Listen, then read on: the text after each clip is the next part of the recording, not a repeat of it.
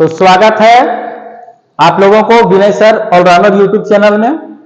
इस चैनल के माध्यम से आप लोगों को क्लास 8, 9, 10 मैथ का सॉल्यूशन जो है इसमें मिलेगा, जो आता है झारखंड बोर्ड के अंतर्गत। तो ये जो हम क्वेश्चन सॉल्यूशन करने के लिए जा रहे हैं ये थ्योरी है सिर्फ, ठीक है। जो चैप्टर का नाम है एक चर वाले रैखिक समीकरण, इंग्लिश में इसको कहते हैं linear equation in one variable, ठीक है। Linear equation in one variable, जिसको हिंदी से कहते हैं एक चर वाले रैखिक समीकरण। तो ये जो टॉपिक है इसका क्वेश्चन का हल करेंगे हम लोग। तो हल करने के लिए सबसे पहले ये जो थ्योरी है ये समझना जरूरी है। तो सुमुद्रन में जो क्वेश्चन दिया हुआ है, जो झारखंड अधिविद्य परिषद रांची द्वारा ये जारी किया जाता है सुमुद्रन, तो ये जो बुक है उसी के थ्रू से रहता है, ठीक है। तो उसका हल हम लोग करेंगे एक एक करके, जितने भी प्रश्न है सबका हल हम बताएंगे इसमें। तो ऑप्शन हम नहीं बताएंगे, जो ऑप्शन ABCD जो दिया हुआ रहता है वो हम नहीं बताएंगे। क्वेश्चन डायरेक्ट उठाएंगे और उसको हल करके उसका सिर्फ हम आंसर बताएंगे, ठीक है। तो आप लोगों यदि इस चैनल में न्यू है तो चैनल को सब्सक्राइब कर लीजिएगा अगले वीडियो के लिए। तो सब्सक्राइब करने से फायदा क्या होता है, और नोटिफिकेशन आता है सबसे पहले नोटिफिकेशन आता है। जैसे हम वीडियो अपलोड करेंगे वैसे आप लोगों के पास नोटिफिकेशन पहुंच जाएगा। और लाइक कीजिएगा, वीडियो कैसा लगे कमेंट कीजिएगा और शेयर करने के लिए नहीं भूलिएगा। तो आइए एक चर वाले रैखिक समीकरण जो है इसके बारे में थोड़ा समझते हैं थ्योरी के रूप में। तो चर क्या होता है? सबसे पहले चर, जिसको हम इंग्लिश में वेरिएबल कहते हैं, और एक होता है कांस्टेंट जिसको हम स्थिर कहते हैं। तो वेरिएबल के मतलब बदलना, चेंज होना, ठीक है, चेंज होना। और एक कांस्टेंट जो होता है, कांस्टेंट उसके मतलब स्थिर होता है। कांस्टेंट के मतलब स्थिर होता है, इसका मान जो रहता है हमेशा स्थिर रहता है। और ये जो अभी बताएंगे ये चर वेरिएबल, इसका मान बदलते रहता है, मान मतलब स्थिर नहीं रहता है। तो चर का अर्थ है विचरण, चर का अर्थ है विचरण मतलब बदलते रहना। जिस प्रकार हम बदलेंगे उस तरह वैल्यू अलग अलग आते रहेगा। अर्थात जिसका मान स्थिर नहीं होता है, हमेशा बदलते रहता है, उसको हम चर कहेंगे। यह विभिन्न समीकरण के विभिन्न मान देता है।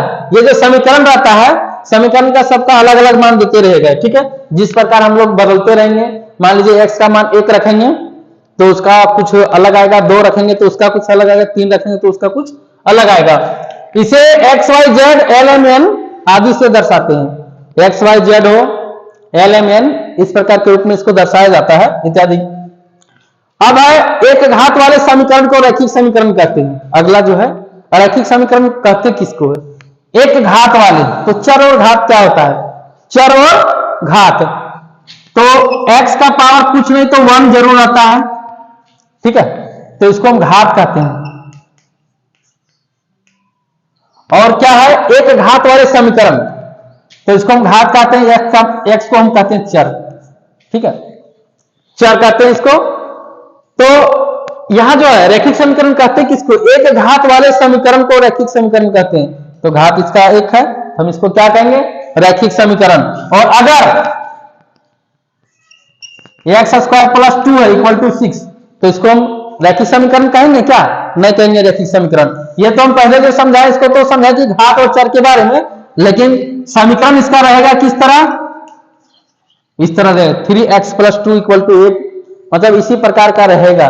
डिजिट चेंज हो सकता है अलग अलग, बहुत सारे बटा में भी रहता है, तो इसको हम कहेंगे क्या? रैखिक समीकरण कहेंगे। बटा में भी रहता है फ्रैक्शन में। तो एक घात वाले रैखिक समीकरण को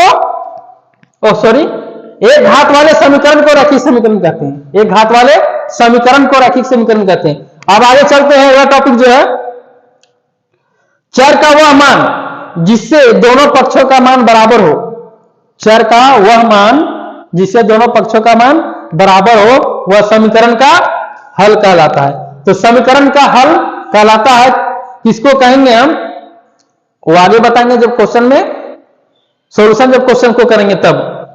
तो चर का वह मान जिससे दोनों पक्षों का मान बराबर हो वह समीकरण का क्या कहलाता है? हल का कहलाता है। कहने का मतलब है यदि 2x प्लस 2 इक्वल टू 4 है, 2x प्लस 2 इक्वल टू 4, तो इस समीकरण का हल क्या होगा? इस समीकरण का हल क्या होगा? तो आइए इसको हल करते हैं। दो तरह से हल किया जाता है जो हम आगे बताएंगे, अभी हल कर रहे हैं ऐसे हम। तो ये प्लस में 2 है, इधर आएगा तो माइनस में होगा, तो 2x बराबर 4 में 2 घटेगा तो 2 बचेगा, x बराबर क्या होगा? 2/2, मतलब 1 होगा आंसर इसका। तो इस समीकरण जो है, इस समीकरण का हल क्या कहलाएगा? 1 कहलाएगा।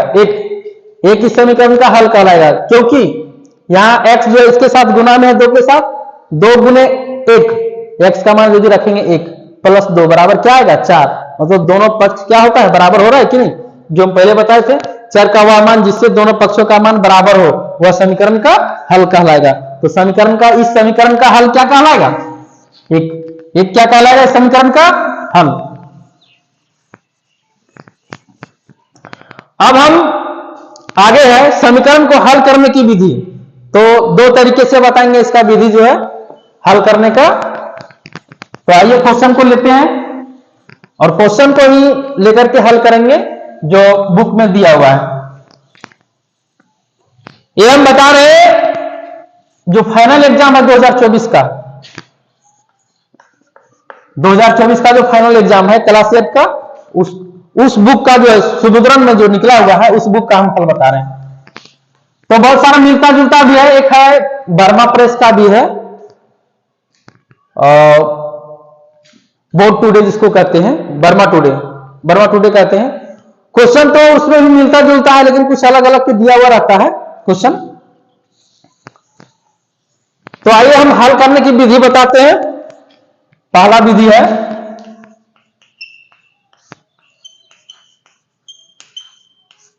या तो पहली विधि, कोई एक क्वेश्चन लेते हैं, 2x माइनस 1 इक्वल टू 3 में x का मान होगा, में x का मान होगा। तो हम 2 तरीके से बताएंगे इसको हल करने के लिए। आइए हल करते हैं इसको। क्या है? 2x minus 1 equal to 3, 2x minus 1 equal to 3। तो यहां देखना है इक्वल के इस साइड में जो ये इक्वेशन जो है फ्री संख्या जो इसको छोड़ करके, जो x के जो गुना है या तो ये जो है इसको छोड़ करके जो फ्री संख्या है उसको देखना है। तो फ्री संख्या क्या है? प्लस में कि माइनस में संख्या क्या है उसको देखेंगे सबसे पहले। तो क्या है? माइनस में 1 है, ठीक है। तो अगर माइनस 1 है तो इसको हम प्लस 1 लेंगे, यहां भी और यहां भी, दोनों साइड लेंगे, ठीक है। तो देखना है आगे, माइनस 1 है जिसको प्लस 1 करके लेंगे, दोनों तरफ जोड़ेंगे, ठीक है। एक को दोनों तरफ क्या करेंगे? जोड़ेंगे। यहां माइनस में 1 है इसलिए हम प्लस में लिए, और अगर प्लस में रहता तो माइनस में लेते। समीकरण का हल करने का एक पहला विधि यही है। अगर कोई भी अंक माइनस में रहे तो प्लस में लेके काम करना है, दोनों साइड, एक साइड नहीं दोनों साइड, और माइनस में रहे तो प्लस में लेके काम करना, और प्लस में रहे तो माइनस में। तो ये माइनस में था ऑलरेडी, तो प्लस में लेके काम कर रहे हैं, दोनों साइड एक को क्या किए? जोड़े, दोनों तरफ एक जोड़ने पर, दोनों तरफ एक जोड़ने पर। यही क्वेश्चन को हम 2 तरीके से बनाएंगे, ठीक है। पहला तरीका ये है, अब क्या होगा? -1 प्लस 1 ही घटेगा तो बचेगा क्या? 2x इक्वल टू ये होगा दोनों 4, x इक्वल टू क्या होगा? 4/2। इसको कटिंग करेंगे तो x इक्वल टू 2 होगा। क्या निकल गया? x का वैल्यू 2। तो पहला विधि ये रहा, ठीक है। अब दूसरी विधि बताएंगे, तो दूसरी विधि बताएंगे तो हम दूसरा क्वेश्चन लेते हैं। दूसरी विधि में इसी क्वेश्चन को नहीं, हम अलग क्वेश्चन लेते हैं। तो ये क्वेश्चन जो 2x माइनस 1 इक्वल टू 3 में x का मान होगा, तो x का मान क्या होगा? 2 होगा, ठीक है। x का मान 2। अब दूसरी विधि लेते हैं,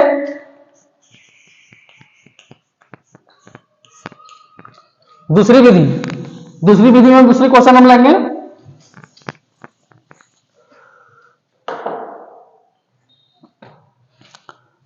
three x plus 2 equal to 5।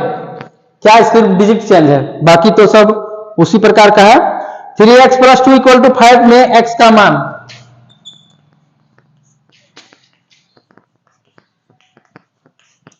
मान होगा, क्या होगा? इसको हम दूसरे विधि से हल करेंगे, दूसरे तरीके से। तो क्या है? 3x plus 2 equal to 5। अब इसको हम क्या करेंगे? दैट इंप्लाइज 3x, उसमें क्या किए थे? -1 था तो +1 दोनों साइड ऐड किए थे, लेकिन इसमें उस प्रकार नहीं करना है। ठीक है, यहां +2 है तो इक्वल के उस पार क्या चला जाएगा तो माइनस में आएगा, -2। प्लस में है, इक्वल के इस पार प्लस में है तो उस पार ले जाएंगे तो माइनस में जाएगा। ठीक है, और ये 5 में क्या होगा? घटेगा। That implies 3x equal to 5 में 3 घटाएंगे तो क्या बचेगा? 3। x बराबर ये जो है 3 जो है x के साथ गुना में है तो यहां भागा में आ जाएगा, कटेगा तो 1 आएगा। x बराबर क्या हो जाएगा? 1। ये रहा दूसरी विधि। तो जो अच्छा लगे आप लोग को, इससे जो पहले बताए थे वो वाला विधि या तो फिर ये जो अच्छा लगे उससे बना सकते हैं, कोई दिक्कत नहीं है। उसमें एग्जाम में पूछता नहीं है कि विधि से बनाइए, कोई भी विधि से बना सकते हैं, सिर्फ ऑप्शन रहता है। तो बस ऑप्शन x का वैल्यू जहां 1 होगा, A B C D जिसमें भी है 1, उसको टिक लगा देना है। ठीक है, अब इसी प्रकार हम आगे क्वेश्चन बढ़ते जाएंगे। अब विधि, पहली विधि और दूसरी विधि हम बता दिए, अब कोई भी विधि से बनाते रहो, लेकिन हम यही विधि से बनाएंगे क्वेश्चन को, यही विधि से। हम क्वेश्चन से चेंज होते जाएगा और बाकी सॉल्यूशन हम करते जाएंगे।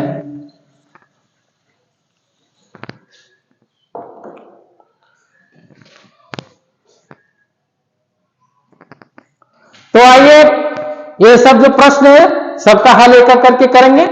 तो इधर से शुरू करते हैं, सीरियल वाइज जो बुक में दिया हुआ है, इधर से, उसके बाद इधर। ठीक है, तो इधर से हम हल करते हैं। 8 इक्वल टू क्यू प्लस 3, हम एक एक करके हल करते जाएंगे। ठीक है, 8 equal to q plus 3, 8 equal to q plus 3, तो इसमें क्यू का वैल्यू निकालना है।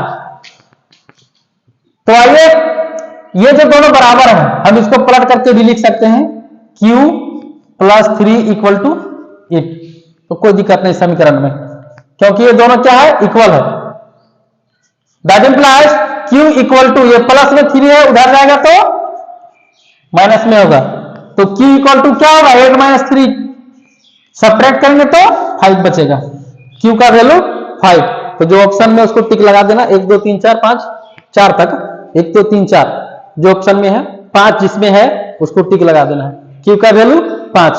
अब अगला क्वेश्चन आएंगे, ये क्वेश्चन हो गया।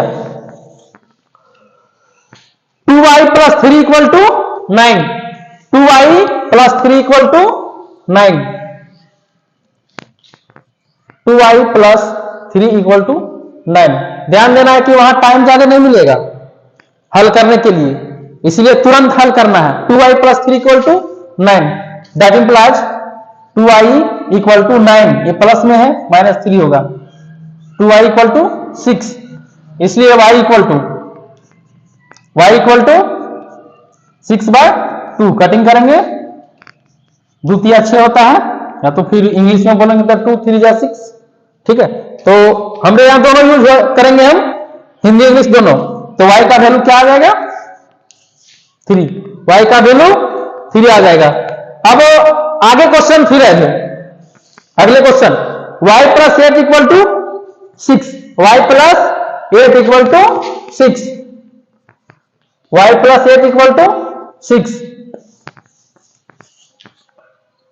That implies y equal to 6 minus 8, ये प्लस में है इसलिए माइनस में जाएगा। तो y इक्वल टू 6 में 8 घटाएंगे तो माइनस में बचेगा, -2 y का वैल्यू। तो इसको टिक लगाते जाना इसी प्रकार। अब चलेंगे तीसरा नंबर का, और सॉरी अगला क्वेश्चन, कोई यहां नंबरिंग नहीं किया हुआ है, डायरेक्ट क्वेश्चन है। y प्लस 8 इक्वल टू 6, ये हो गया ना, ये हो गया। अब है x प्लस 7 इक्वल टू 12, या तो फिर x प्लस 7 बराबर 12। कहीं x है तो कहीं y है, इस सबका वैल्यू निकालना है। x plus 7 equal to 12, that implies x equal to 12 minus 7, x equal to 12 minus 7। 12 में 7 घटाएंगे कितना बचेगा? 5। ये हो गया x का वैल्यू, ये कंप्लीट। आगे 2x माइनस 1/3 इक्वल टू 3, ये थोड़ा है तो इसका भी हल करते हैं। क्या है? 2x minus 1/3 equal to 3, that implies इसको क्या करना है, यहां कुछ नहीं तो बताओ हम एक ले सकते हैं, ठीक है। और 1 और 3 का एलसीएम क्या आएगा? 3। तो इसको क्या करेंगे? भिन्न घटाव निकालना है। 2x into 3 minus 1 equal to यहां 3 होगा। तो 1 और 3 का एलसीएम 3। तो भिन्न घटाव जिस तरह हम लोग निकालते हैं, 1 को कितना से गुना करेंगे? 3 आएगा 3 से, और 3 को कितना से गुना करेंगे? 3 आएगा 1 से। यहां भी लिख सकते हैं 1 गुने 1, that implies 3 Guna 6x minus 1 बराबर, ये 3 जो है इधर गुना हो जाएगा, 3 गुने 3, 6x माइनस 1 बराबर 9। 6x बराबर माइनस में है 1, उधर जाएगा तो प्लस में, ये 10 होगा। 6x बराबर 10, इसलिए x बराबर क्या हो जाएगा? x बराबर क्या हो जाएगा? 10/6। इसको कटिंग भी कर सकते हैं, 3 गुना 6 और 5 गुना 10। अगर x का वैल्यू 10/6 है तो उसको टिक लगा देना है, या तो फिर कटिंग करके भी लिख सकते हैं x बराबर 5/3। अगर 5/3 है तो उसी को टिक लगाना है, तो दोनों में से कोई एक, ठीक है। तो ये हो गया। अब x/3 plus 1 equal to 7/15।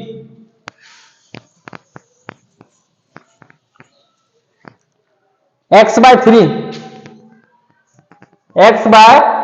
Plus 1 equal to 7/15। तो x/3 प्लस 1 बराबर 7/15। 7/15, इसको भी उसी प्रकार हल करेंगे। x बाय डायरेक्ट लेंगे यहां, या कुछ नहीं तो बटा 1 ले लेंगे, ठीक है। तो 3 और 1 का एलसीएम कितना आएगा? 3 आएगा, तो यहां गुने 1 हो जाएगा, प्लस 1 गुने 3 बराबर 7/15। दैट इंप्लाइज x प्लस 3/3 बराबर 7/15। अब इसको भी क्या करेंगे? क्रॉस मल्टीप्लीकेशन,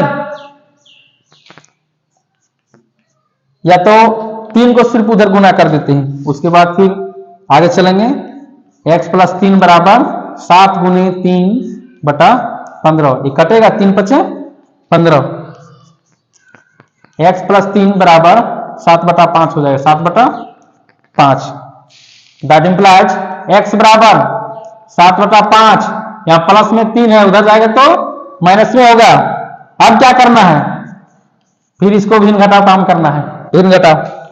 तो 7 माइनस ये गुना हो जाएगा, 5 जो है ये गुना हो जाएगा, 5 दिया 15/5, यहां तक। उसके बाद आगे क्या होगा? 7 में 15 घटाएंगे कितना बचेगा? -8/5, ये होगा x का वैल्यू, -8/5। माइनस क्यों लिखे? क्योंकि ये बड़ा जो है 15 बड़ा है, इसीलिए।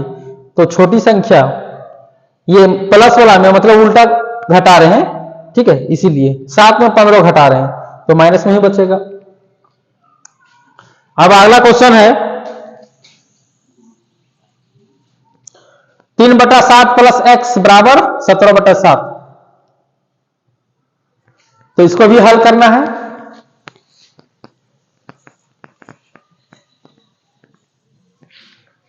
तीन बटा 7 प्लस x बराबर 17/7, ये तो इजी है। That implies x equal to, अब बोलेंगे यहां प्लस कहां चला गया? ऑलरेडी यहां छुपा हुआ है, 17/7, ये प्लस में है, प्लस में 3/7, उधर जाएगा तो माइनस में 3/7। x बराबर, दोनों का एलसीएम क्या होगा? 7 ही होगा, डायरेक्ट घटा देंगे, 17 में 3 कितना बचेगा? 7। x बराबर,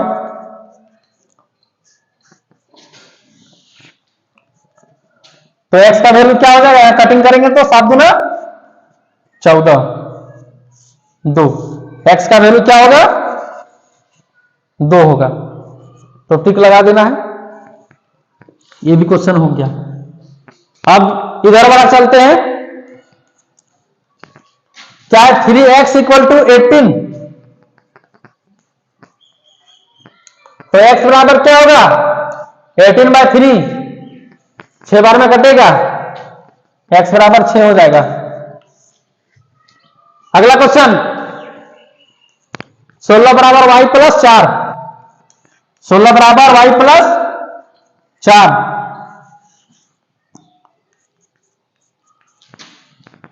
अब क्या करना है इसको? यहां तो लग रहा होगा कि थोड़ा उल्टा पुल्टा है, दिक्कत कुछ नहीं है, बस 16 यहां है, प्लस 4 है, इधर लाएंगे तो -4 होगा, बराबर y लिख सकते हैं इधर। 16 में 4 घटाएंगे तो 12 बचेगा, 12 बराबर y, इसको क्लियरली लिख सकते हैं, इसलिए y बराबर 12, y बराबर 12, क्योंकि ये दोनों बराबर, 12 बराबर y बोलो चाहे y बराबर 12, बात बराबर है। अब अगला क्वेश्चन फिर चलेंगे, ये थोड़ा है गुना में है।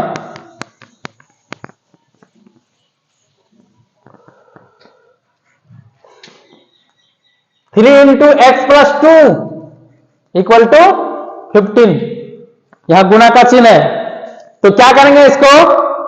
सबसे पहले एक एक करके गुना करेंगे, पहले x के साथ फिर 2 के साथ, तो चिन्ह यहां प्लस है, यहां भी प्लस है, प्लस प्लस प्लस ही होगा, 3 इंटू एक्स, 3x, यहां भी प्लस है, यहां भी प्लस है, प्लस होगा, 3 into 2 6 equal to 15, that implies 3x equal to 15 minus 6, ये घटेगा, that implies 3x equal to 15 में 6 घटाएंगे 9 बचेगा, x इक्वल टू 9/3, 3 तिया 9, x बराबर 3। समीकरण का सब में हल यही होगा 3, जांच करने के लिए भी बता देंगे कि ये सही है या नहीं है, सो बताएंगे, इसमें बताएंगे छोटा वाला में। उसके बाद है बाद वाला क्वेश्चन, ये वाला है, ये सब हो चुका है। 5 into x plus 4 equal to 9 into 4x minus 5,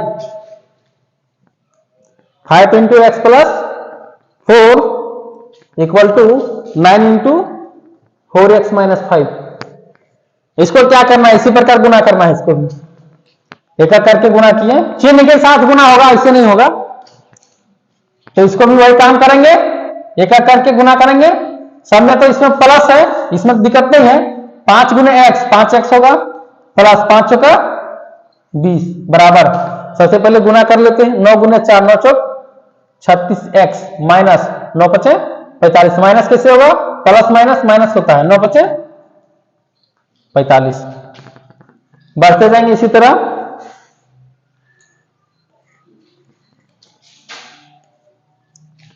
अब यहां क्या करना है? समान पद को एक साथ करना है, तो सभी को इधर ले आते हैं, 5x माइनस 36x, ये प्लस में इसीलिए माइनस में आ गया, ठीक है। उसके बाद क्या है? यहां प्लस है, प्लस 20 है, प्लस 20 है, इधर क्या बच गया है? माइनस 45 बच गया है, प्लस 20 है तो माइनस 20 होगा इधर, दैट इंप्लाइज 5x में 36 घटाएंगे, ठीक है, तो क्या बचेगा? माइनस 31x बचेगा, बराबर, यहां क्या करेंगे? जोड़ना है, माइनस माइनस प्लस होता है, लेकिन चिन्ह माइनस का ही रहेगा, 45 और 20 कितना हो जाएगा? 65, माइनस माइनस भी कैंसिल, 31x बराबर 65,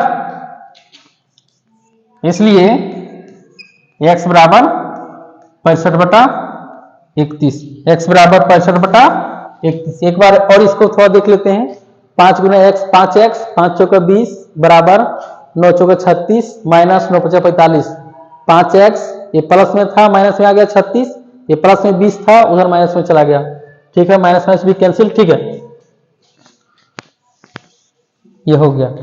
अब ये वाला क्वेश्चन x/2 = 7, लगता होगा कि कहां से क्वेश्चन आ गया है ना। तो इसका भी हल होगा, बहुत इजी है, ये बहुत इजी है, बहुत इजी। डायरेक्ट इसको क्या करना है, इधर से गुना कर देना है। x = 7 × 2, x = 14 होगा, x = 14। अब देखना है, इसमें थोड़ा बताएंगे कि ये जो 14 आए जो x का वैल्यू, ये क्या इस समीकरण का हल है या नहीं है। अगर हम x का वैल्यू 14 यहां बैठाएंगे तो दोनों साइड बराबर हो जाएगा। देखो x/2 = 7, x का वैल्यू क्या है 14, 14/2 = 7। इसको कटिंग करेंगे 7 आएगा, 7 = 7। इसके कहने का मतलब है कि मेरा जो आंसर निकला है x = 14 वो 100% सही है, क्योंकि x = 14 जो है इस समीकरण का हल है। अब आगे बढ़ते जाएंगे, इसी तरह और क्वेश्चन है।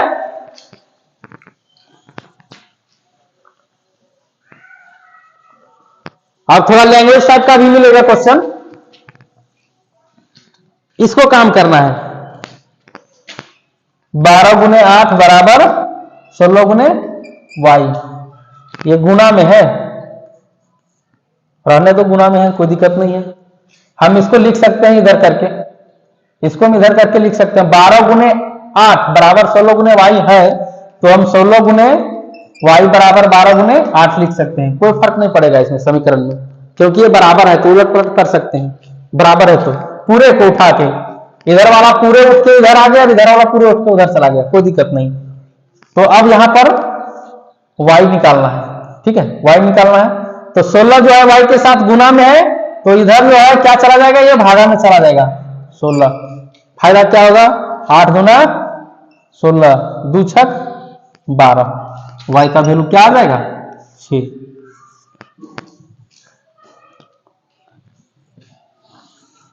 ये हो गया।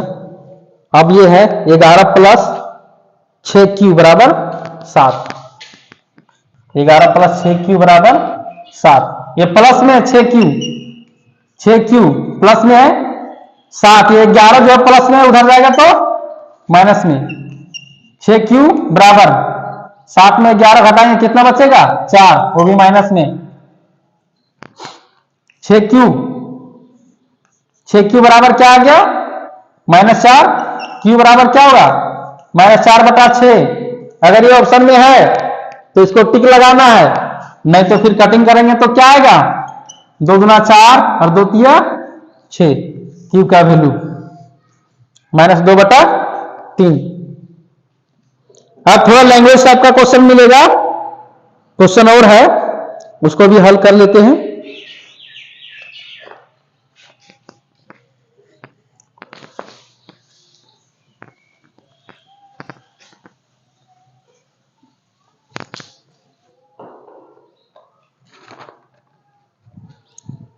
आगे क्वेश्चन है 2x - 1/2 = 3।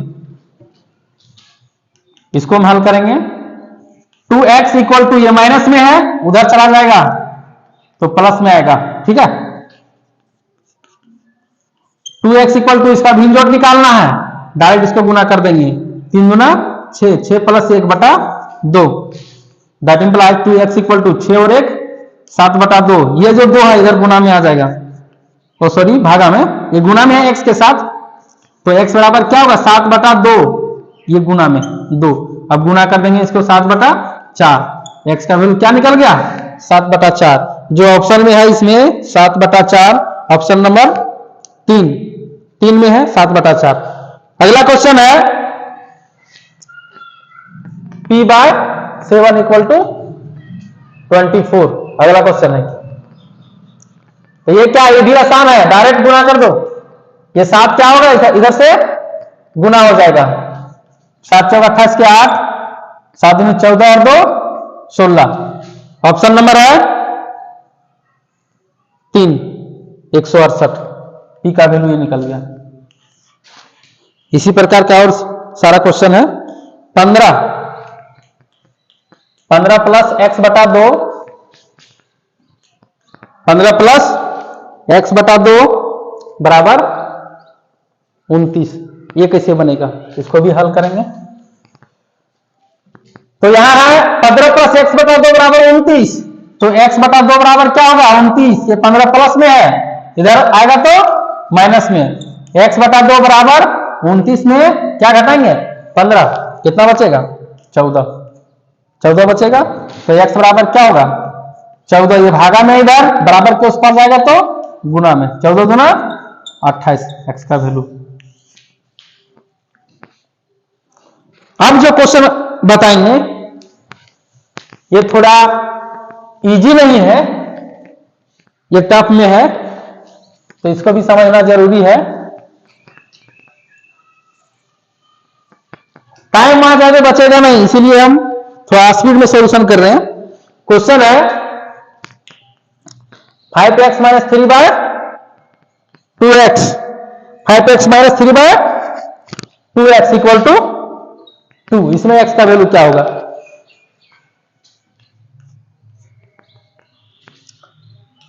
Five x minus 3 equal to, ये क्या होगा इधर गुना हो जाएगा 2 into 2x, that implies 5x minus 3 equal to 4x। अब इसको इधर ले आएंगे, 5x ये प्लस में है, इधर आएगा तो माइनस में होगा, इक्वल टू माइनस 3 है, उधर ले जाएंगे तो प्लस 3 होगा।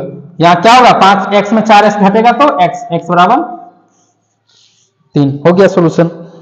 अब है लैंग्वेज वाला क्वेश्चन है, लैंग्वेज टाइप का क्वेश्चन है, तो लैंग्वेज टाइप का क्वेश्चन भी बताएंगे। तो सबसे पहले क्वेश्चन को लिख लेते हैं ताकि तुरंत सॉल्यूशन हो जाए। तो अब लैंग्वेज वाला क्वेश्चन चलेंगे। एक संख्या में 8 जोड़ने पर 32 प्राप्त होता है।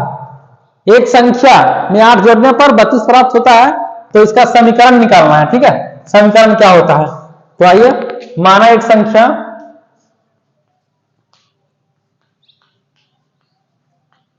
x, एक संख्या x है, एक संख्या में 8 जोड़ने पर, अब प्रश्न से हम डिटेल्स ज्यादा नहीं बताएंगे, ठीक है, शॉर्टकट में। अब प्रश्न से क्या बोल रहा है, एक संख्या x है, इसमें से 8 जोड़ने पर क्या प्राप्त होता है 32, डायरेक्ट समीकरण निकल गया। जिस तरह लिखा हुआ है उसी के अनुसार चलना है। अब किसी संख्या में 7 जोड़ने पर 15 प्राप्त होता है। किसी संख्या, मान लो कि कोई भी संख्या एक है x, ठीक है, माना एक संख्या क्या है x है। आप प्रश्न से किसी संख्या में 7 जोड़ने पर, जहां 8 है यहां 7 जोड़ देंगे, 7 जोड़ने पर क्या प्राप्त होता है 15 हो गया। सिर्फ समीकरण इसका निकालना है, बस ये टिक लगा देना है। ये हो गया, ये भी हो गया। किसी संख्या के 2 गुने में 8 जोड़ने पर 32 प्राप्त होता है। कोई संख्या है, ठीक है, कोई संख्या है जो है x, अब इसका 2 गुना यदि करेंगे 2 गुने में, कोई संख्या है x, उसका 2 गुने में क्या करना है 2 गुने में 8 जोड़ने पर क्या प्राप्त होता है 32 प्राप्त होता है, तो वह संख्या होगा। वह संख्या क्या है, तब इसको हल करना होगा। That implies 2x plus 8 equal to 32। 2x equal to घटेगा, क्या बचेगा 24। x इक्वल टू क्या हो जाएगा 24/2। वह संख्या क्या होगा 12 होगा। कोई संख्या के 2 गुने में 8 जोड़ने पर 32 प्राप्त होता है। तो देखो अगर इसको जांच भी करेंगे तो भी आ जाएगा। x की जगह पर क्या रखेंगे 12 प्लस 8 बराबर 32 आना चाहिए, दोनों साइड 32 हो जाएगा। 12 दूना 24 प्लस 8 बराबर 32, 32 बराबर 32 दोनों है बराबर हो गया। इसका मतलब क्या है, ये सही है। आगे कहां तक, यहां तक हो गया ये क्वेश्चन। किसी संख्या के 1/3 में 5/2 घटाने पर 3/2 प्राप्त होता है। कोई संख्या है x, अब प्रश्न से एक तिहाई। एक तिहाई क्या होता है? x गुने 1/3, एक तिहाई ये हो गया। एक तिहाई में 5/2 घटाने पर एक तिहाई कितना हो गया?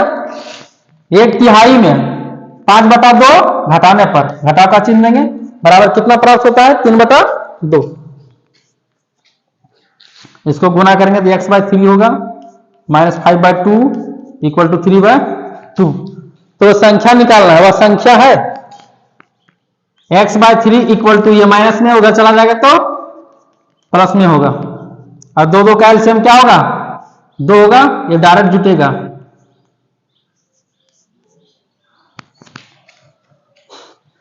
That implies x/3 = 8/2। इसको इधर गुना कर देंगे, x = 8 × 3/2 कटेगा, 2 चौका 8, तो x बराबर क्या होगा? 4 × 3 = 12। x का वैल्यू 12। ऑप्शन में 1 2 3 4 जो भी ऑप्शन में है, जिसमें भी है 12 उसको टिक लगा देना है। अब इसी प्रकार और बहुत सारा क्वेश्चन है जो हम चलेंगे आगे। और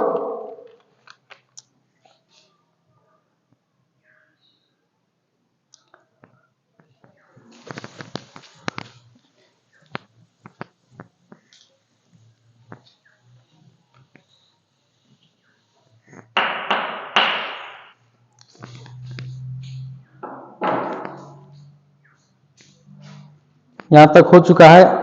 आरोही की वर्तमान उम्र x वर्ष है, 10 वर्ष बाद उसकी उम्र 15 वर्ष हो जाएगी, इसका समीकरण होगा। आरोही है,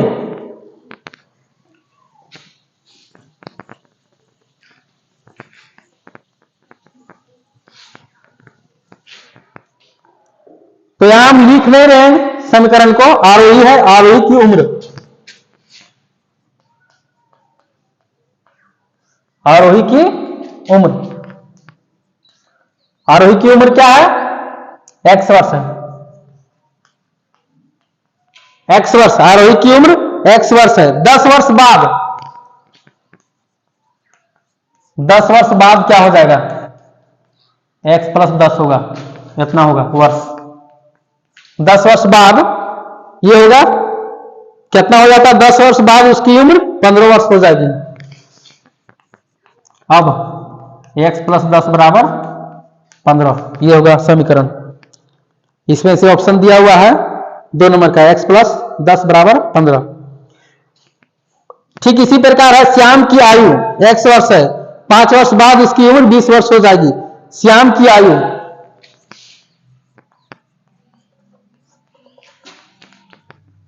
श्याम की आयु कितना है? x वर्ष।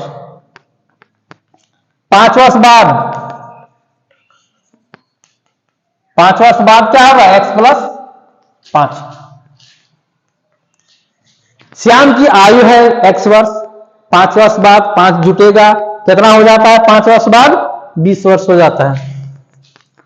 अब क्या होगा? x + 5 = 20, ये हो गया समीकरण। ठीक इसी प्रकार है, सोना की उम्र x वर्ष है, 7 वर्ष बाद इसकी उम्र 15 वर्ष हो जाएगी, इसके लिए समीकरण है तो क्या है? इसी प्रकार है, ठीक, x + 7 = 15। रीमा की आयु x वर्ष है, 4 वर्ष बाद इसकी उम्र 12 वर्ष हो जाएगी, समीकरण है तो x + 4 = 12। ठीक इसी प्रकार आगे सारा बढ़ते जाएगा। मोना की आयु मां की आयु से आधी है, यदि मोना की आयु है x वर्ष, क्वेश्चन पहले समझना है, मोना की आयु मां की आयु की आधी, मोना के मां की आयु, मोना के मां की आयु कितना है? x वर्ष है। यदि x वर्ष है मोना के मां की आयु, ठीक है, तो मोना की आयु कितना है? आधी। मोना की आयु मां की आयु से आधी है, तो मोना की आयु क्या हो गया? क्या हो जाएगा?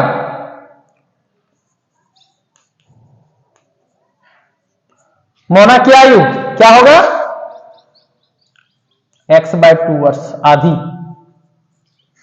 आधा हो जाएगा। मतलब जो उसकी मां की आयु है आधा होगा जब 2 से भागा देंगे। तो मोना की आयु होगी, तो मोना की आयु यही होगा। इसी प्रकार और क्वेश्चन बहुत सारा है। अब 3 लगातार पूर्णांकों का योग 51 है तो पूर्णांक होगा 3 लगातार पूर्णांक। ये क्वेश्चन को हल करना जरूरी है।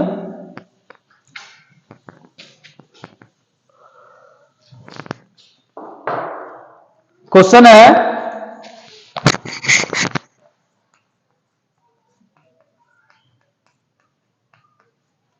3 लगातार पूर्णांकों 3 लगातार पूर्णांकों का योग 51 है तो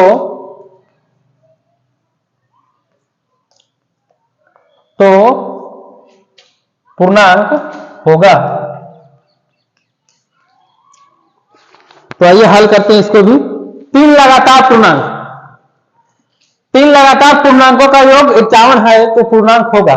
तो क्या होगा पूर्णांक इसका? तो सबसे पहले मानेंगे 3 लगातार पूर्णांक।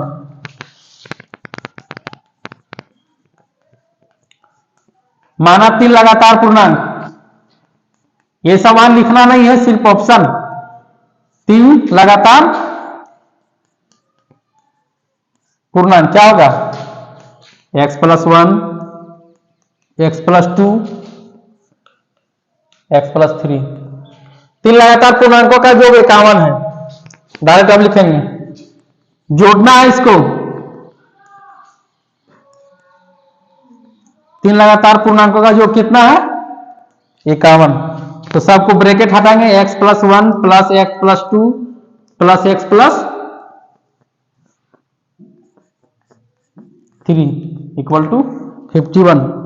इसी तरह करते जाएंगे। x कितना है? 3x हो गया, यानी कितना है? 3 2 5 और 1 6।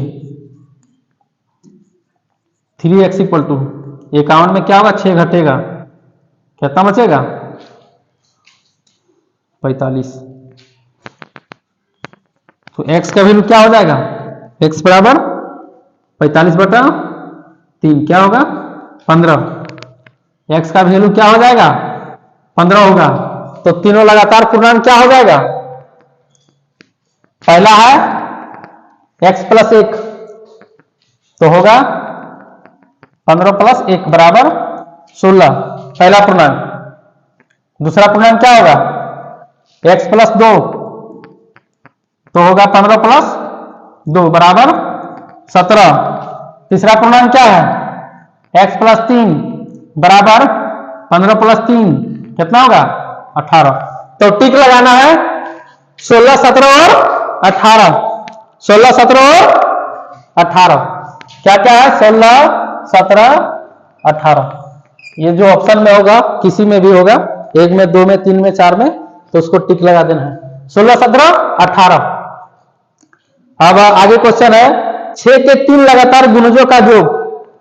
6 का गुणज लेना है, कितना? 144 है तो गुणज होगा। तो इसका गुणज क्या होगा?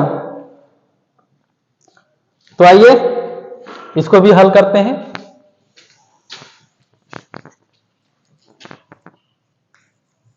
छह के 3 लगातार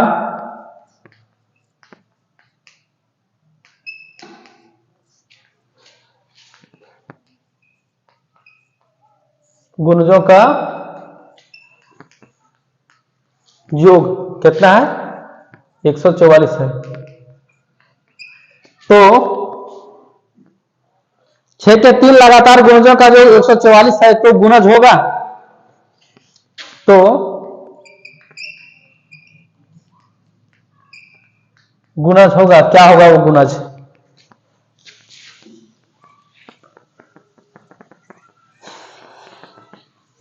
तो आइए इसको भी हल करेंगे। 6 के 3 लगातार गुणजों का योग 144 है तो गुणज होगा। तो इसका गुणज क्या होगा? जो 6 के 3 लगातार गुणजों का जोगफल क्या है? 144। तो आइए माना 6 के 3 लगातार गुणज,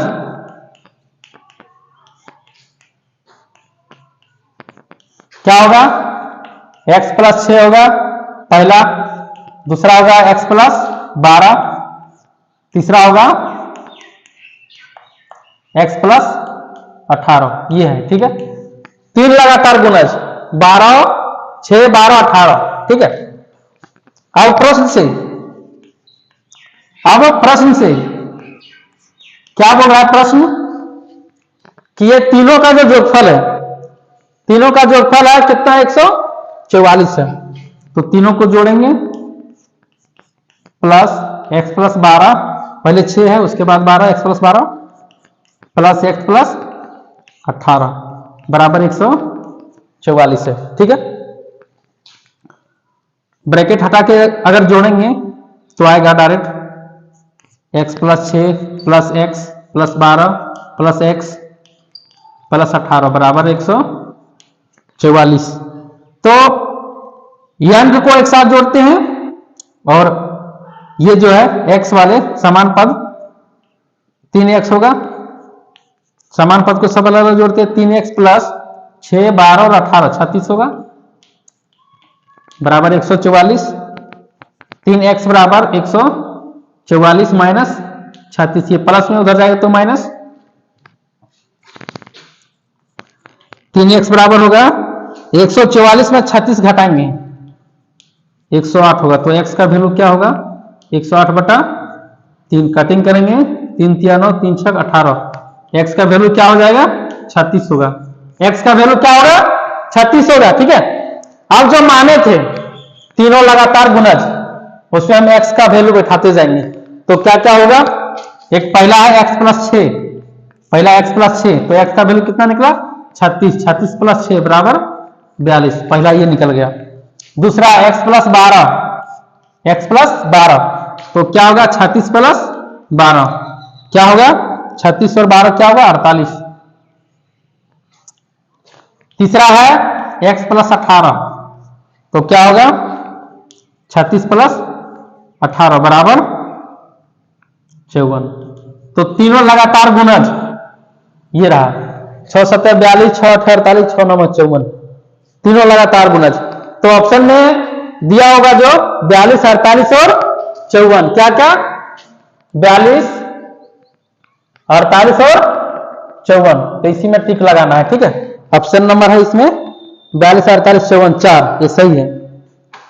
अगर और कोई क्वेश्चन होगा, डाउट किसी में होगा तो कमेंट बॉक्स में लिखिएगा और बताइए कि ये क्वेश्चन थोड़ा समझ में नहीं आया, उसको हम फिर से समझाएंगे अगले वीडियो में।